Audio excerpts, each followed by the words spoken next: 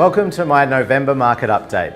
October was a busy month for my team with 9 sales across the Lower North Shore, and November is shaping up to be another busy month with another 6 properties so far scheduled for auction. We have a range of great properties on the market, but one worth a mention is a great family home at 20 Ryries Parade, Cremorne. That one goes to auction on November the 17th and has a price guide of 4.2 million to 4.6 million. So what's happening with the market? There has been article after article in the news about the state of the market, and some even reporting that it's the worst market in the past 25 years. If you're considering selling your home or investment property, this can be confusing and make it hard to make a decision on what you should do.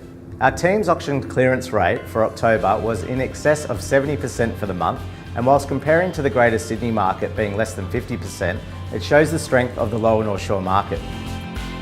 What is also important to point out is that with so many auction properties being withdrawn, around 1 in 5, or results not being reported each week by agents, that the actual clearance rate in reality across Sydney could be closer to 35 to 40%. In my view, I would estimate that the property prices have probably come off around 10% across the board when comparing to about 6 months ago. And speaking to many in the industry, they believe that it's likely to potentially come off another 10% in the next 6 to 12 months.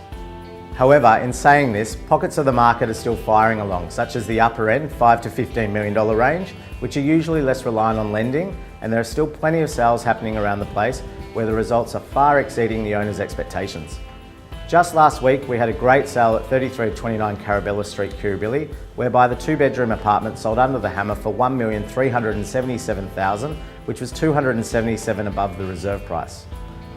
2 weeks before that, we had another great sale at 129 Bay Road, Waverton, which sold for $1,326,000, again smashing the reserve price by $226,000.